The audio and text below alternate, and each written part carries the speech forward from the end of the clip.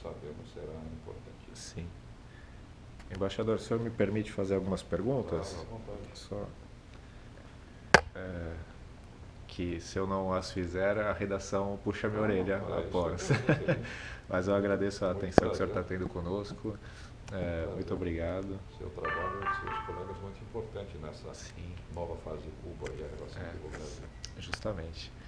Então, embaixador, as perguntas que me foram pedidas, além das curiosidades que nós temos mesmos, queria começar... Posso filmar? Perfeito. Então, embaixador, obrigado por nos receber aqui na Embaixada do Brasil em Havana. Queria começar essa conversa com o senhor, se possível. O senhor pode nos dizer quantos brasileiros vivem hoje atualmente em Cuba e em especial em Havana? No total, a média de brasileiros vivendo em Cuba era em torno de 1.000 brasileiros e brasileiras. Diminuiu um pouco, porque um dos quocientes mais importantes de brasileiros aqui são estudantes de medicina. Sim. Normalmente se formam 60 a 70 brasileiras em medicina por ano. Mas, excepcionalmente, no ano passado, em julho, que foi a formatura, se formaram mais de 200. Foi um ano atípico. Sim. E com isso reduziu para talvez hoje temos entre 700 e 800 cidadãos registrados aqui na Embaixada. Perfeito. E, embaixador, agora sexta-feira teremos a reabertura da Embaixada dos Estados Unidos, um grande ato, né, de aproximação de ambas as nações. Já tivemos a abertura da Embaixada Cubana em Washington e agora o secretário de Estado John Kerry virá aqui a Havana. O senhor, como embaixador do Brasil, como é que o senhor está vendo essa reaproximação? O quanto ela é benéfica tanto para Cuba, para os Estados Unidos, se o senhor puder também fazer uma avaliação para o Brasil, se o senhor pudesse dar um cenário para nós, por favor. Eu acho que é muito benéfica para os três países, para Cuba, para os Estados Unidos e para o Brasil. Nós estamos dentro do mesmo sistema interamericano, estamos no mesmo continente americano, Cuba, Brasil e Estados Unidos. Por essa razão, o Brasil vê com muita satisfação essa reaproximação, a reabertura da Embaixada Norte-Americana depois de amanhã, aqui em Havana. Há vários setores de cooperação em que o Brasil tem uma presença importante em Cuba. Nós vamos também presenciar com brasileiros um aumento da cooperação em alguns setores em que o Brasil aqui é relevante, como a área da agricultura. Mas nós vemos essa competição como muito positiva e, sobretudo, muito positiva para Cuba, não só para os Estados Unidos e para o Brasil. E vamos seguir com muita atenção, em detalhe, o processo posterior ao restabelecimento e a reabertura das embaixadas, que é a normalização das relações diplomáticas, que levará um pouquinho mais de tempo. Perfeito. Embaixador, eu queria falar um pouquinho sobre os esportes aqui em Cuba. Cuba sempre se notabilizou por ser um grande expoente, né, na questão do esporte, né, com grandes medalhistas olímpicos. Sempre teve um destaque, foi muito relevante, né, a participação de Cuba nos Jogos Olímpicos e em outros mundiais esportivos. Atualmente a gente vê um regresso, né? O Cuba tem tido resultados mais tímidos, a gente pode dizer assim. Como é que o senhor avalia isso? É um fruto do próprio regime que é vivido aqui, que a questão do investimento é um pouco complicada? Como é que o senhor avalia essa questão do esporte em Cuba não conseguir os mesmos resultados que houvera conseguido em outros tempos? Bom, em Cuba, como nós sabemos, o esporte nacional há mais de 100 anos é o beisebol. Do ponto de vista, eu só posso falar, não posso falar pelos cubanos, só posso falar com o embaixador do Brasil pelo Brasil. Nós vemos com grande interesse a cooperação esportiva entre o Brasil e Cuba. Sabemos, estamos conscientes que o futebol já é o segundo esporte nacional depois do beisebol em Cuba. Tem um interesse muito grande na população, sobretudo na população mais jovem. Está, como eu disse, em crescimento o interesse pelo futebol. O Brasil já coopera com Cuba e tem interesse em aumentar a cooperação na área futebolística, mas, como você mesmo mencionou, Cuba tem um longo percurso de um grande número de medalhistas, não só dentro do sistema interamericano, nos Jogos Pan-Americanos, mas tem uma ótima performance na história das Olimpíadas modernas, e nós esperamos a presença importante de Cuba, com um grande número de atletas, e uma boa performance, vamos ver, não posso ter bola de cristal, saber como vai ser. Claro. E Cuba colabora com o Brasil justamente em algumas áreas em que Cuba tem excelência, que são as áreas do atletismo em geral, boxe, que eles também são muito fortes, beisebol também são fortíssimos. Sim. E essa cooperação esportiva, ela, na minha opinião, deve ser crescente entre as autoridades, tanto do governo brasileiro, da área do esporte, do Ministério do Esporte, quanto a área descentralizada da cooperação esportiva, que é a área de estados, municípios e até de clubes brasileiros que têm interesse em aumentar essa cooperação com Cuba. E o esporte também é sempre muito vinculado ao turismo, né? Com o crescimento do turismo aqui, Cuba, que tem todas as condições climáticas e topográficas e humanas para o crescimento do lazer no esporte ligado ao turismo, eu tenho a impressão que vai olhar com muito cuidado essa área de investimento aqui no esporte. Perfeito. E recentemente, né, embaixador, tivemos, Cuba recebeu o Rei Pelé. Rei Pelé, que é oriundo, fez grande parte da carreira lá em Santos, nossa terra, e o senhor esteve com ele? Sim, o Pelé esteve aqui no dia 2 de junho para presenciar a partida do Cosmos, onde, como todos sabemos, ele jogou, que foi também dentro dessa diplomacia de cooperação esportiva, um passo importante no dia 2 de junho, já dentro desse contexto da reaproximação, da reabertura de embaixadas, do restabelecimento de relações diplomáticas, que foi o jogo da Seleção Nacional de Cuba com o Cosmos, e o Pelé, como sempre, foi muito ovacionado, eu estava com ele no estádio para orgulho de todos nós brasileiros. Claro. Até comentou que já tinha tido 4 ou 5 possibilidades, convites oficiais para vir a Cuba, nunca tinha tido essa oportunidade e felizmente esteve aqui em junho e como brasileiros foi muito importante a presença do Rei Pelé aqui em Cuba, onde ele é, como em todo mundo, muito conhecido. Sem dúvida. Admirado e apreciado pelos cubanos. Sem dúvida. Embaixador, nós somos de Santos, no litoral de São Paulo, e nós temos o maior porto da América Latina, o maior porto do Hemisfério Sul, que é o Porto de Santos. E estivemos aqui em Havana, em Cuba, tendo a oportunidade de ir até Mariel para conhecer um investimento grande que o Brasil fez aqui, que foi a construção do porto, um porto que custou mais de $1 bilhão, sendo que 800 milhões foram financiados pelo BNDES, e a construção ficou a cargo da Odebrecht, que está envolvida em muita polêmica agora na Lava Jato no Brasil. Inclusive, o seu presidente está preso. Como é que o senhor avalia esse investimento do Brasil feito aqui no Porto de Mariel? Como que a gente pode colocar... É um investimento que vai ter retorno para o Brasil? Como é que o senhor pode avaliar isso? Porque a crítica que é feita na nossa região é por que esse dinheiro não foi investido nos nossos portos que estão em situação difícil, em situação precária. E aqui em Mariel é um investimento tão pesado. Como responder essa crítica, embaixador? Porque o Brasil, independente de Cuba ou qualquer outro país, precisa exportar bens e serviços. Um país não investe só, um país continental importante, com o peso que tem o Brasil, político, econômico, comercial no mundo, não investe só dentro das suas fronteiras. Qualquer país do tamanho do Brasil tem que investir também para ter uma presença mundial no comércio exterior, fora de suas fronteiras. Não só no comércio bilateral, de exportações e importações, mas também na área de investimento. E como em qualquer país do mundo, exportação de bens e serviços tem o apoio, e todos os países têm o apoio do seu banco de desenvolvimento, ou exportações e importações tipo Exim Bank, como nos Estados Unidos. E o nosso Exim Bank é o BNDES. E o BNDES, como se sabe, financia a exportação de bens e serviços, inclusive para Cuba.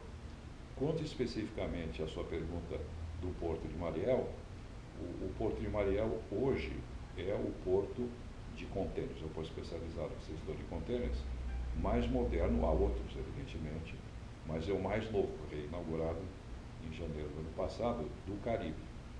E num contexto novo, com a expansão do canal do Panamá, claro que foi pensado nisso, com uma possível, com os chineses, obra de um novo canal na Nicarágua, e agora, eu acho que aqueles que criticaram o Porto de Mariel, inclusive tivemos vários membros da oposição aqui este ano, que até visitaram Mariel, fui junto com eles, compreenderam que no novo contexto de reaproximação com os Estados Unidos se cristaliza o potencial de Mariel, reduzindo, portanto, qualquer risco de que Mariel não seja eficiente ou não seja efetivo. Eu vou com uma certa frequência a Mariel até para acompanhar as missões de políticos, empresários brasileiros, e eu tenho denotado o crescimento bastante rápido no parque de contêineres, do número de contêineres, pelo volume de contêineres. Também, às vezes no Brasil não se tem consciência que nem tudo que foi feito em Mariel é feito com o Brasil, ou com empresa brasileira. E não só o Odebrecht, porque tem subcontratação, tem dezenas de empresas brasileiras que no esquema exportaram bens e serviços para Mariel. Mas Mariel tem a presença também da China, que as gruas são chinesas, da Rússia, porque os vagões e locomotivas, Mariel está a 48 quilômetros de Havana, são da Rússia.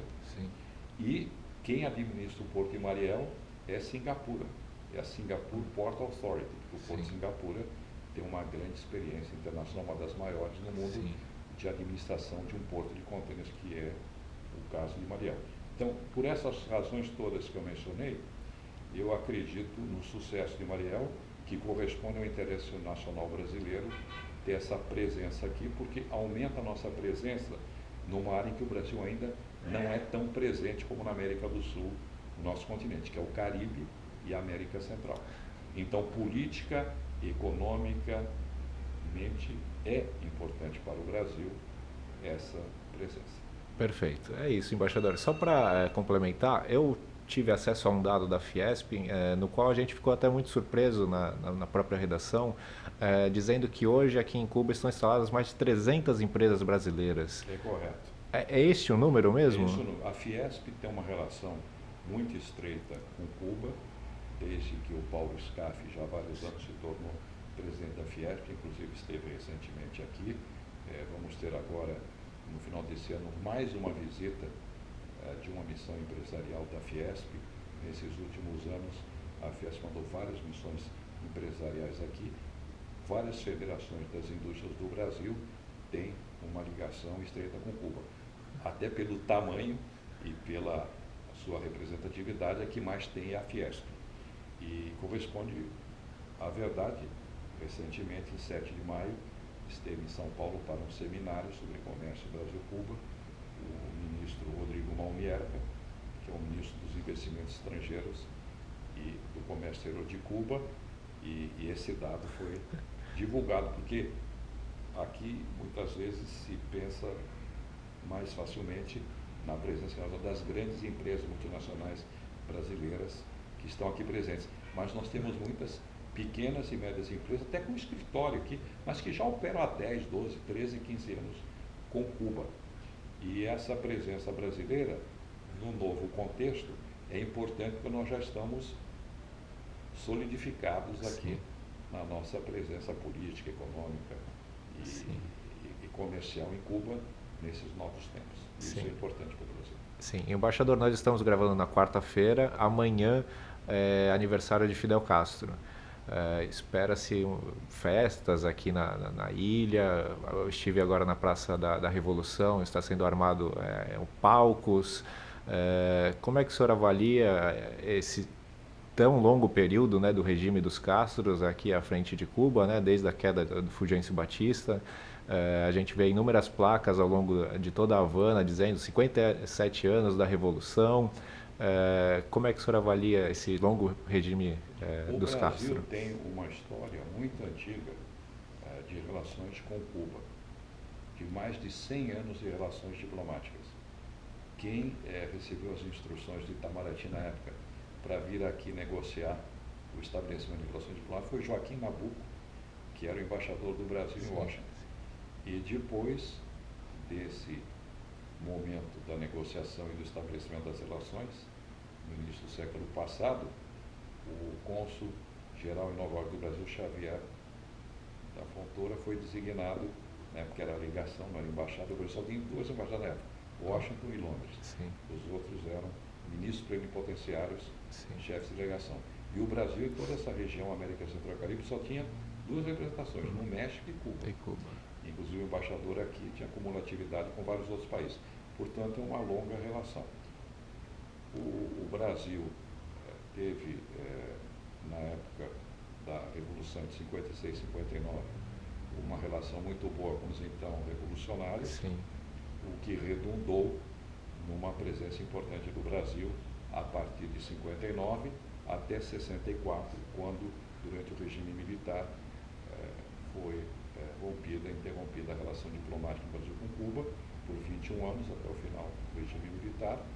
E em 85, há 30 anos atrás, retomamos, desde o presidente Sarney até a presidente Dilma Rousseff, de maneira crescente. Nunca houve uma, digamos, desaceleração da cooperação do Brasil com Cuba.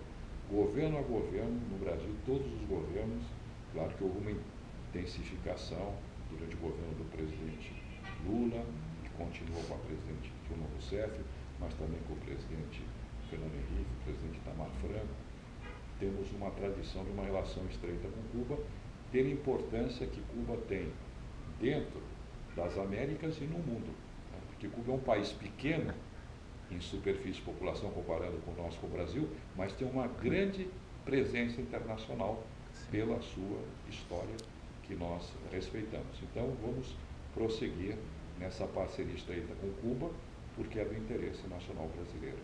Perfeito. Para finalizar, embaixador, já agradecendo, a questão do Mais Médicos, né, que a gente já há algum tempo vem tendo no Brasil, né? O Brasil sempre teve uma carência muito grande de médicos que se formam, mas não aceitam trabalhar em algumas regiões mais distantes, né, os rincões do Brasil, sobretudo no Norte e no Nordeste. E o Mais Médicos veio justamente para suprir essa lacuna. A crítica que é feita é com relação às condições que são dadas a esses médicos cubanos que vão até o Brasil, o regime de pagamento que lhe é dado, a questão do dinheiro que tem que ser dado ao governo cubano. Como é que o senhor avalia, o senhor é o embaixador aqui em Cuba, como é que o senhor avalia essa questão do Mais Médicos? Como é que o senhor pode pontuar para a gente? Eu avalio positivamente. Você mesmo mencionou que nós temos uma certa dificuldade, há décadas, não é de hoje, em deslocar profissionais médicos brasileiros para as regiões mais inóspitas, de menor qualidade de vida, de maior dificuldade de existência e de operação do ponto de vista médico cotidiano. E pela própria formação médica dos cubanos, que atuam em dezenas de países, não só no Brasil, eu vejo que agora já 1 ano e meio já dá para avaliar de uma maneira mais precisa, que é muito positiva, que supriu esse déficit, preencheu algumas lacunas. Em abril esteve aqui o nosso ministro da Saúde, o ministro Arthur Quioro, para uma reavaliação do processo que a gente faz de tempos em tempos com o ministro da Saúde de Cuba. E dos dois lados nós vemos o impacto nas relações bilaterais, além dos governos de Cuba e do Brasil, do ponto de vista humano. Sim. Quer dizer, do ponto de vista de um maior conhecimento entre cubanos e brasileiros. Como se sabe, um médico ele tem dezenas de pacientes. Sim. Se a gente multiplicar quase 12 mil pelo número de pacientes assistidos, pode dar uma quantidade superior a 40 milhões de brasileiros.